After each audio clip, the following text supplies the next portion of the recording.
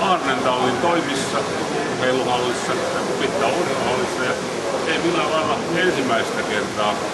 Tämä on niin Aarnentalli on merkillinen ihmeellisyys koko Suomea ja sikäli, että vastaavaa mistä tämmöinen touhuosa on ollut? Voit kertoa. No niin, hyvää keskiviikkoaamupäivää sinullekin. No nythän oli sillä tavalla, että tuossa 60-luvulla ja 70-luvun alkupuolella tai 50-luvullakin niin nämä urheilujärjestöt johtivat muodostamaan sellaisia juoksutalleja ja sitten tämä Aarne Hahtela, niin hän sitten perusti semmoisen muutaman kaverin porukan ja ne kävivät sitten tuolla Ruissalossa ja ehkä vähän muuallakin kävelemässä ja juoksemassa, että siinä oli niin kuin se jonkinlainen alku tälle touhulle. Ja kauanko tästä nyt aikaa? Nyt eletään vuotta 2009 jo. No nythän on sillä tavalla, että porukka sitten siirtyi tänne Kupittaan halliin vuonna 1972 välittömästi, kun tämä valmistui. Ja siitä tavallaan sitten lasketaan niin kuin talli alkaneeksi. Tekeekö se nyt sitten 37 vuotta, että kyllähän nämä vuodet ovat kuluneet. Aika kunniakas aika kyllä ja koko ajan tämä toiminta on ollut täällä ja vähän niin kuin samanlaista. No sanoisin, että se on ollut periaatteeltaan samanlaista. Tietysti aina kun vetäjä on vaihtunut, niin aina on niin kuin jotain pientä uutta tullut ja pieniä lisäyksiä tähän toimintaan sitten, mutta kyllä toi peruspaketti voidaan sanoa, että se on ollut sama.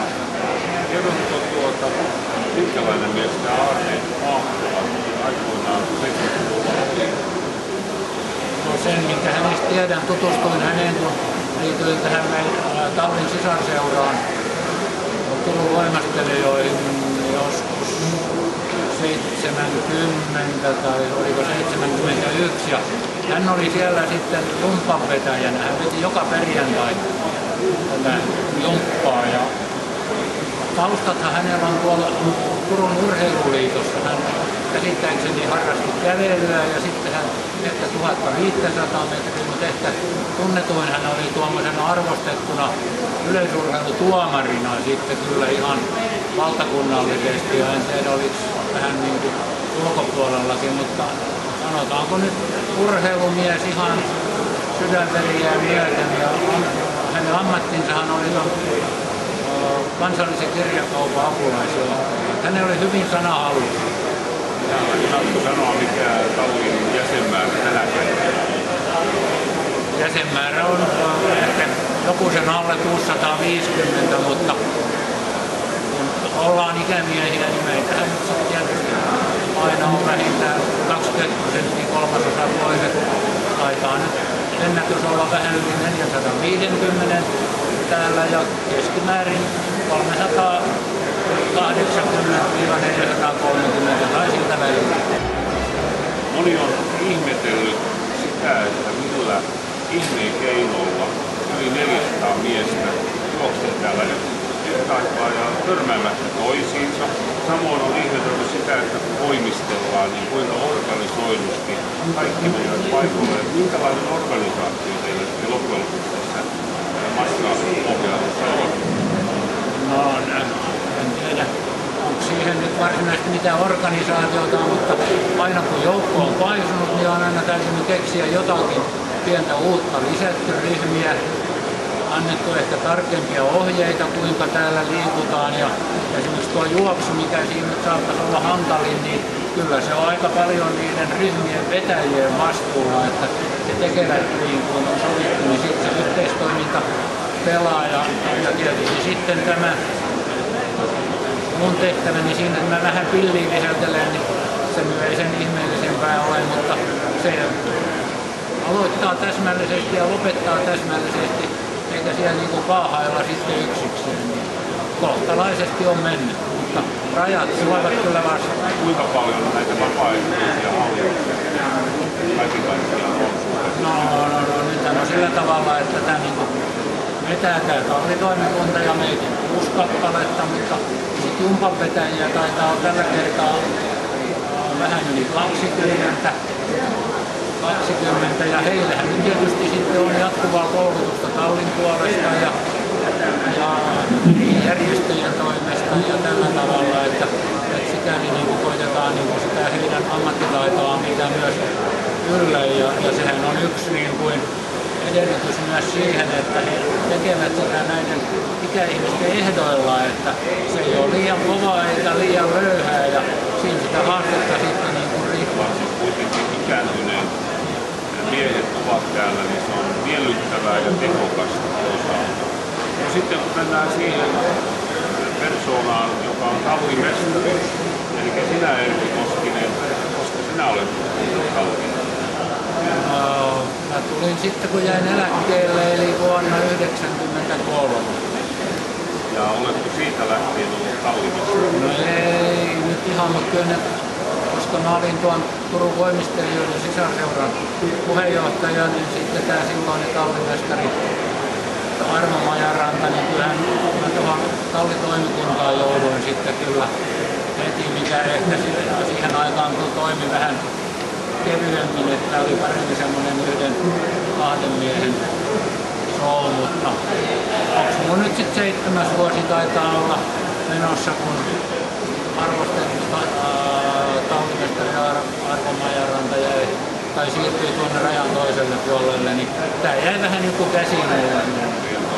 Mitä muita toimintoja tallilla on tämä keskiviikkoinen kokoontuminen? Olen huomannut, että osallistumme sinne tänne ja no nythän on, siis jos tallin sisäisistä puhutaan, niin tärkeimmät kai on nyt nämä avoimien ovien päivä, johon kutsutaan sitten vaimot ja tyttöystävät ja tuttavat ja toinen on sitten tämä meidän joulujuhla. Nämä nyt ovat perinteitä ja varsin suosittuja sitten kyllä ja tuonne joulujuhliinkin meidän tästä isosta porukasta, niin sieltä löytyy kyllä sitten ammattitaitoa, ettei ohjelmasuorittajista ole vielä tähän päivän mennessä koskaan kuvattu. Ja tämän lisäksi sitten vielä niin on näitä, sanoisiko niitä nyt sitten palvelutehtäviksi, osallistutaan erilaisiin seniorien liikuntatapahtumiin, joita järjestää liikuntapalvelukeskus. Nythän on 11.5. just tämä aika mittava Kepeinaskelin kesän ikämiesten tapahtuma tuolla urheilupuistossa ja sitten autetaan noita koululaisia, on tämmöinen ala-asteinen juoksukarnevaali, siellä ollaan toimitsijoina ja kaikenlaisia tämän tapaisia ja kyllä sinne aina on meidän liikunnallisiin väliin riittänyt sitten toimitsijoita. Joo, tämä on mahtavaa meininki. Tämä on merkillinen sosiaalinen tapahtuma. Tallillahan on oma mottonsa, en tiedä onko se sinun aikaankaan tai aikaisemmin, mutta olen kuullut ja pitää myös paikkansa. Täällä ei puhuta politiikkaa, uskontoa eikä kirkkoa. Kaikista sosiaaliryhmistä on ihmisiä ja kaikki sopeutuu erinomaisesti hyvin yhteen ja kaikki on kavereita toistensa. Mä olin eilen tapaamassa yhtä 92-vuotiaasta talliveliä, joka itse asiassa olin hakemassa häneltä tämmöistä perinnepukua, jonka sainkin. Ja hän kertoi, että ei hän tässä olisi, jos ei hän olisi tallissa niin kuin käynyt. Ja sitten hän erikseen korosti sitä, että se on hyvä, että siellä ei puhuta politiikkaa, että ei se tallin henki muuten olisi niin kuin sellainen. Ja kyllä kai se politiikka semmoinen vähän on, että siinä aina ollaan montaa mieltä, niin paras pitää sitten itse kunkin soittaa. Niin se on aika jännä liikuntaa tarvitsee niin entinen kansanedustaja, entinen pormestari, entinen muurari, entinen maalari, kaikki sulassa suvussa. Otetaan tässä viimeksi vielä, kun Erkki on liikunta-ihmisiä, niin sano muutama sana liikunnan merkityksestä yleensä. No kyllä kai se on sillä tavalla, että kun nyt on todettu viime aikoina, että tämä ikäihmisillekin kyetään oikealla harjoittelulla tai he kykenevät saamaan lisää voimaa, jota tarvitaan nyt näissä arkiaskareissa, niin se on varmasti yksi tärkeimmistä. Samoin kuin tuo, että me harjoitellaan tätä tasapainoa täällä, niin ei sitten tule näitä lonkkalikoja ja muita, kun kaadutaan tuolla liukkaalla. Ja sitten tietysti se antaa näitä sosiaalisia kontakteja ja se antaa itseluottamusta ja tällä tavalla, että kyllähän näitä voisi luetella vaikka kuinka pitkään, että niitä negatiivisia nyt oikeastaan niitä ei nyt ihan helpolla löydy, varsinkin kun ottaa se siltä kannalta, mikä meillä on periaatteena, että kaikki tuommoinen turha kilpailullisuus ja sellainen jätetään pois, vaan edetään sen oman kunnon mukaan ja niin, että on hyvä mieli kun lähtee.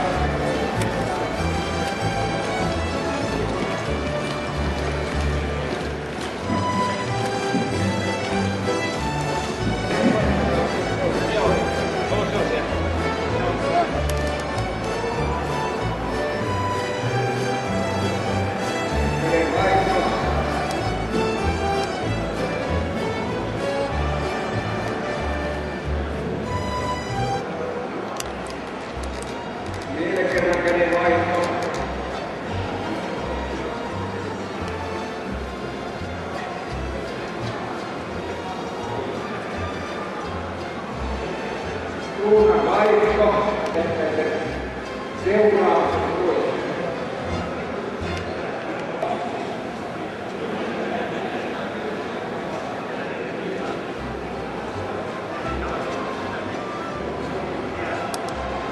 Suunnan vaihto.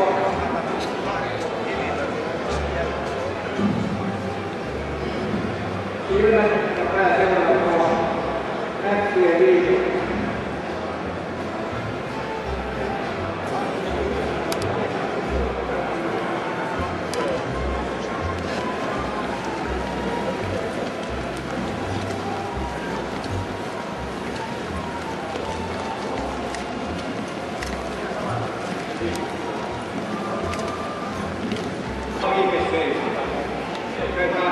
Hyppelyä aloitetaan niin, että on kevyt harrasento.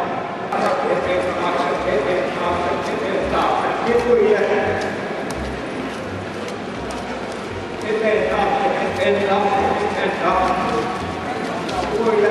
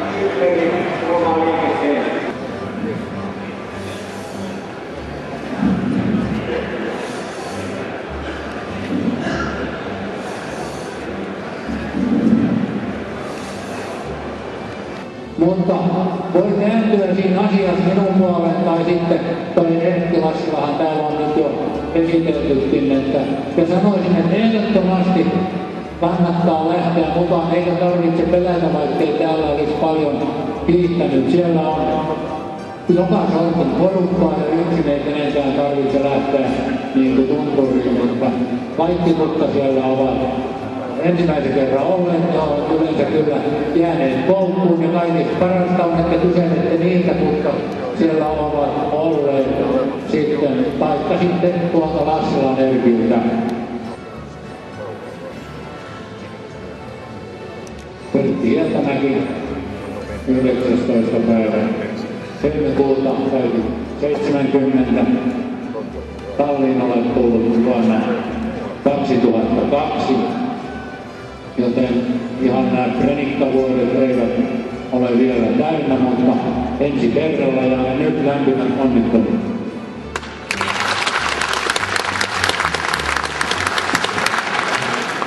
Niin, ja sitten sinulla onnea ja terveyttä tuleville vuosille ja käy ahkerasti tallissa. No niin, 3 kertaa.